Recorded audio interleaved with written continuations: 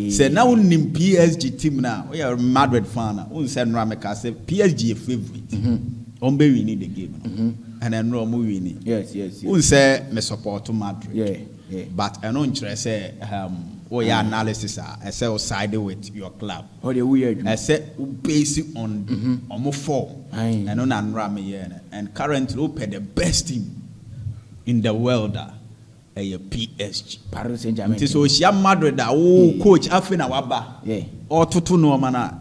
Very difficult say Real Madrid beat match a PSG team. No, this a take time kakra. Well, you simple san. Yes. Yen Madrid France ni na. Yen we ball there sa. Zabi Alonso no on to no niam ye tension tam so. Yen say o a good coach. But I say, Ogun some other team no to change until ama tension be yafa. Yes. But on to train near you which may you man watch so laxy. On take bold decisions. Ya dear Biana Chinchina chose a Vinicius in Mbappe Bobomo. Do be my Vinicius and Mbappe back one trabench so. The man crying here, Jumano. And they committed to one moon say. So what we had Mbappe who Vinicius who won one money. Yeah. You want quite your much which my year to Mama did. I said, you know. Don't call. And some yenimum komo kakra o fa hin amaye wie hin na abedi komo fi billion before I measure see no bit my join here Sports Star TV on YouTube na wa subscribe na chese wa like na chese bi bia atimi akoye billions unse enra the second phase of the semi-finals no etimi etoja ewo FIFA Club World Cup no and a game na between PSG and a Real Madrid Football Club. And game no buy na PSG at me massacre Real Madrid by 4-0. and Oshe PSG total dominance and Omunya over Real Madrid. Unse the first department of the game no PSG it me complete 384 passes. 384 passes. Okay. And a PSG completely. We say Real Madrid throughout the first half. No, Real Madrid man completely 100 passes. First half. Real Madrid me completely only just 95 passes in the first half. Okay. So Osha PSG total dominance. And Omunyan over Real Madrid. And Urama possession game in a barrier. PSG in 69% terms of possession. Real Madrid in 31%. 31%. And a total passes no. Real Madrid bought 306. PSG about 681. So almost half and a PSG dominating over Real Madrid. And over passes completed. Real Madrid completed just 255. 306 Real Madrid boy no omu completed just 255. PSG enso completed 630. Omubo total passes is 681 and omu completed 630. It tells you say PSG ban passing omu are very good. And then omu dismantle Real Madrid team and oban the big chances are Real Madrid and me and create a chance big chances zero. PSG it me in 5 big chances and omu make say 1. And Urama shot no PSG 8 me ball 17 shots. Real Madrid ball 11. PSG 7 on target. Real Madrid 2 on target. So it tells you say PSG throughout the game all departments PSG ABT Real Madrid. Into where you total dominance. And then PSG enya against Real Madrid. The only thing that Real Madrid had corner kicks. Apart from PSG BBA shot on target, possession, everything. And the midfield of PSG are fantastic.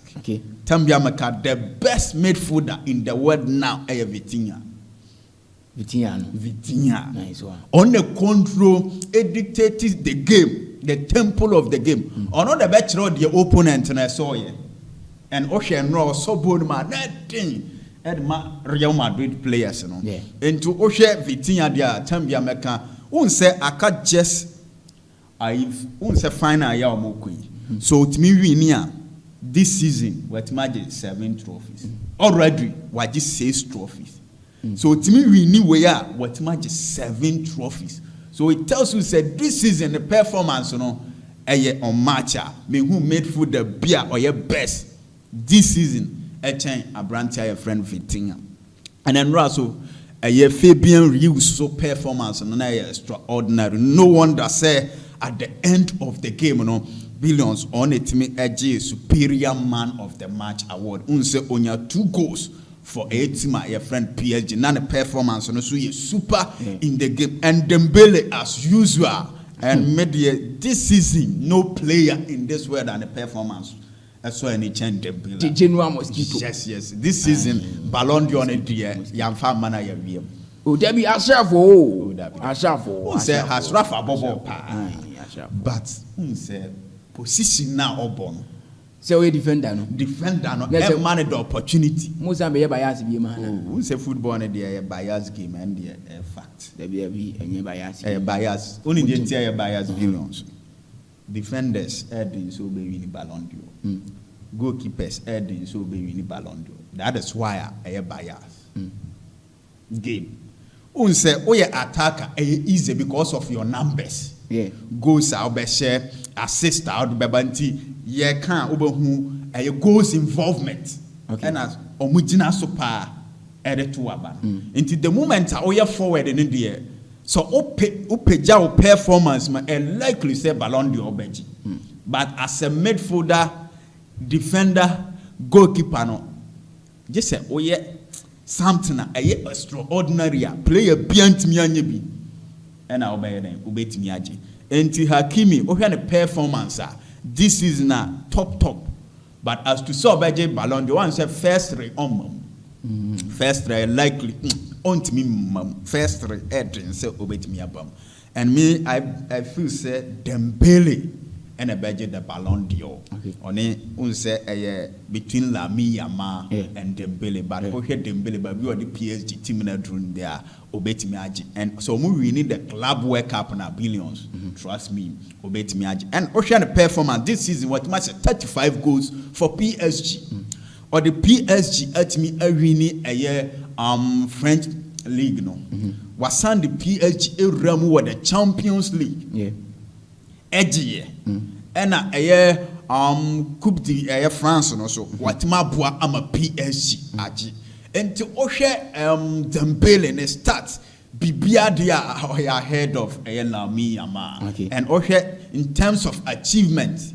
with the club no so ahead of Lamine Yamal and she said Lamine ni oni case ni nkura Lamine change Lamine ni back case ni wa yenye say this season no domestic treble na age Uba Europe no want went me and I covered cup with your uncle. Lamine the case no say ni Paul any competition no any team meet Ashraf Hakimi because Ashraf Hakimi ball wa born this season. Oh this season wa ball. Oh this is the time I was say your man midfielders any defenders no one near be say say we be adna duru no I was someone so nya ade ne bi yes and okay say always say the man unu am say okay Club World Cup na one say go obey assist yes and all the matches in the knockout stages in one ma sister Hakimi be share go so okay the involvement even surging forward no or very good so Sergia look at pace or be or and or the a lot emma PSG and ra the we are otete in the format we say omo interview no say I didn't know free Real Madrid no say a club in decision and you know the decision and Real Madrid minimum say no mo fi Hakimi ba okay the we are now all tormented the defense of Real Madrid and unwed team PSG team need the unwed and the more Luis Henrique Abaso in fact Papa na Jumana or any PSG no unwed we are building a very solid team it is very difficult so make my break especially among midfield no João Neves Fabian Ruiz Vitinha complete midfielders quality midfielders and Tambio only deliver edema tima from PSG and the choir PSG faso pressing a ho and sometimes mentias the energy the pressing. No wonder say after the match no call to a kubu say Dembele say hey quite bad now faso press too much we are saying champion and Courtois the two just say Madrid pressing nenya kra and Madrid that them a branch a friend Mbappe the pressing nenya Vinicius Junior the we are normal pressing they very bad and a half spaces so now Real Madrid ain't more occupied and the Real Madrid team and this game me bremu Xavi Alonso kakra because Ocean and line up now made to me billions my name press because now me expect to say at least in the midfield not here obenya 4 midfielders in the game yes because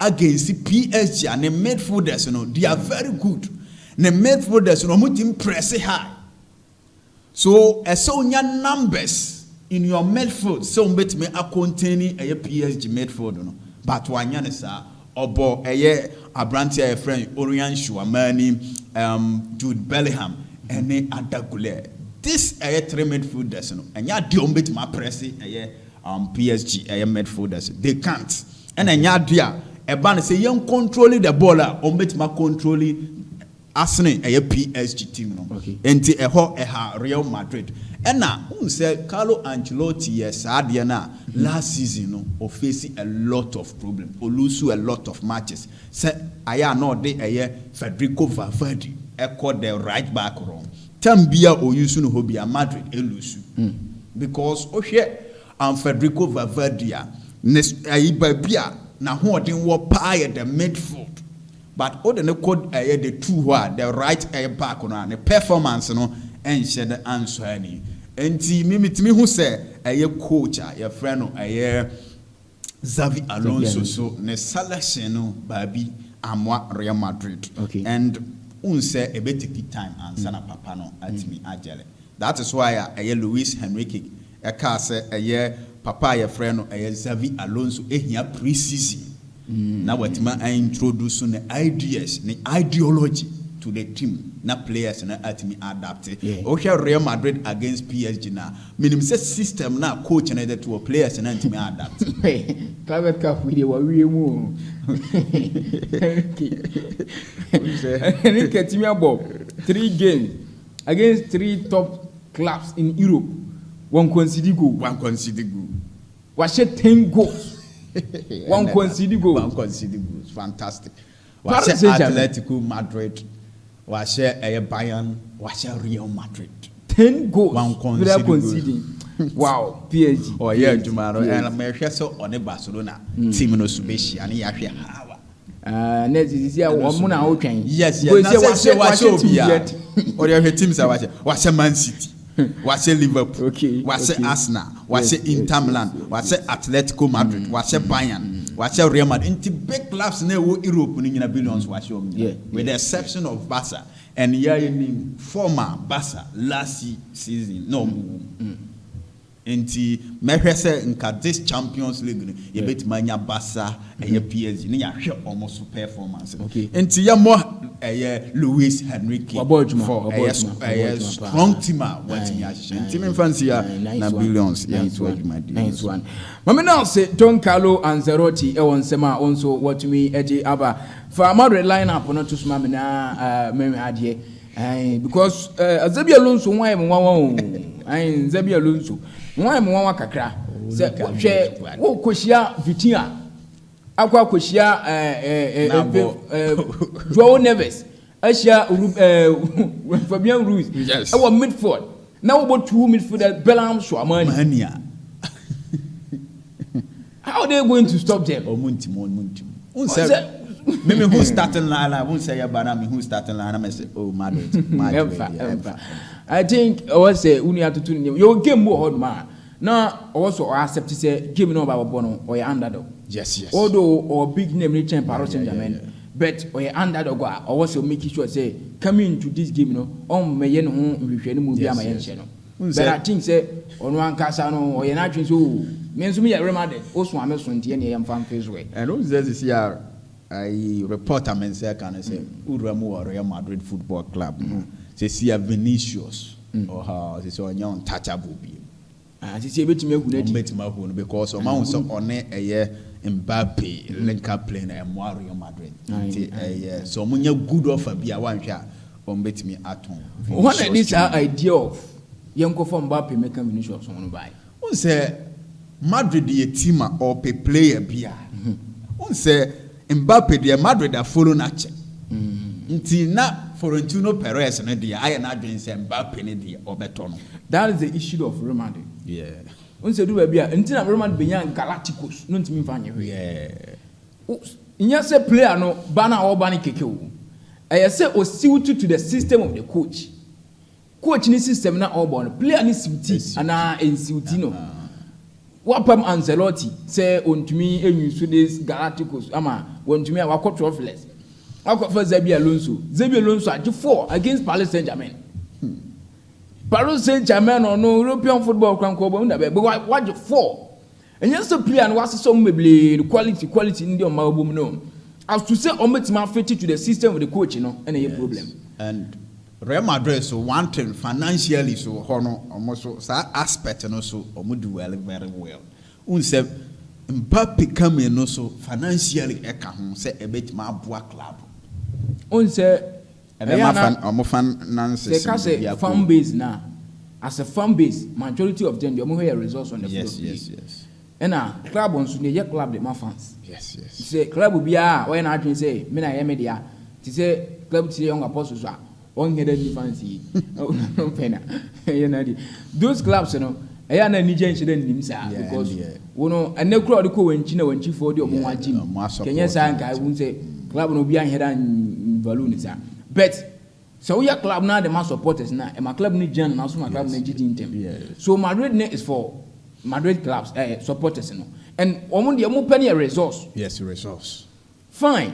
Madrid to say a big club or Pompo, even Santiago Bernabeu won't mean for more show crown.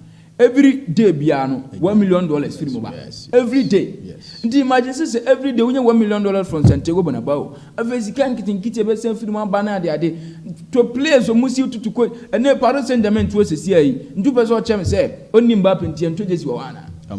When Mbappe and Sika any team no man. Sikabum and yes a big team big player now control on this Sikababo. A do babia. I also want to say to see a team baby Jan results no more supporters not attention more. Dan say one year British Canada then Okoto player wajidin Ronaldo wajidin na Ronaldo ba Galacticos untimi fanye hwea supporters no attention be free so o ma de kwanu ngwasi Okoto jesi momegu on mate e be kadam why say kamanyu jesi aba e ba enye ne mintimi nkoso jesi ni bi because me hunu say the next season ade ne be last year Okoto ade no e fa so bi anyara ma so saa wa hu o shakura na afeli nti sesi ane de etie ne say we your friends Florentino Perez the best thing to do near say jay coach no one can build the team Luis Enrique ko you know Mbappe free us man ko na we talk say Mbappe ko the PSG team na go the team a was share ma Paris Saint-Germain Joe never buy under I think Pochettino non started not bench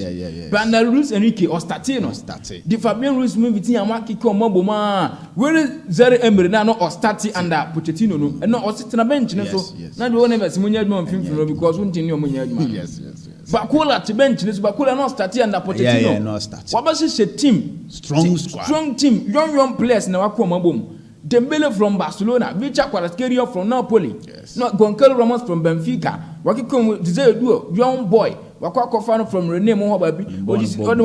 Roma. What build a strong team out in the year, man. So and yes, big names in Nkwa. And I will console sample move free. Have a piano can say machine. And the Florentino Perez, Jaco Chino Yenajma. Naja Kofa Pere Webechem, Kofa Pere Webechem for Webrahano. Memi Yankas and Quemin Mikasa and Yamashana Bois. Who says you are Madrid, you move here pie controller in the midfield. Yes. And they should go for everything. Because I remember a kind Ancelotti can say, me here controller, me here defenders near the defenders injuries, need also. Ancelotti can't say to me, Florentino Perez, oh, more hana ye, Ukuta Rudiger, ukuta Alaba. You be na Madrid defenders ni na bra. Na ko ka say agise Shuamani ko kan awuwa sensu mu wa chire ono ko ba chire. Unse start here kra achu. 2 seasons new. For player bla Madrid bet pia yam piasa. Na wuni akofa Galacticos to strike say go link up nya baba. Mba Vinicius nya no nso kutabo ya ba pede be ko bika no akose no. Bon ye mon sa. Dembele timi ya adwuma no wapima fa ben rusu no abahye. Be Vinicius ni ya so de be Mbappe no akoya man so nka Dembele ni fa ben rusu na striker. Ba de ntine be wi ase no na Dembele na mo success e de chain fa ben rusu. Na fa ben rusu ase mo go se Mbappe. Dembele. Be Vinicius so no pass. Obetwa na yaje. Na say kwa Vinicius ntwe no kra ye. Ntwe so kra san ye. Enra say one on one man who say one tribi no kwatwe wan onya ade sa Vinicius form na ade. Madrid were a lot to do. I say more per controller in the midfield. Only one need to Ada Goulet and there all support attack. The guy is very good. But so on dictating the pace, the tempo of the game. I better doing Real Madrid. Among pair a controller in the midfield. Some artists say on Xavi Alonso or Mokoye meeting. I believe say after the meeting, you bring good news. Madrid back out for midfielders. Now, poor Martin. Yeah, Casano, Sama and Minini. Bellingham so called for 2 3 months. So likely say on bet me. I won't say Bellingham who says you are midfielder. I would team. And Cavavenga so here on also injuries. Into team 5 and into Cavavenga. So yeah. I think Madrid will do even 2 midfielders. And Omunya Rodrigo they are likely so bet me and me Vinicius acquire a big good na and more than Nico Williams I believe say can bet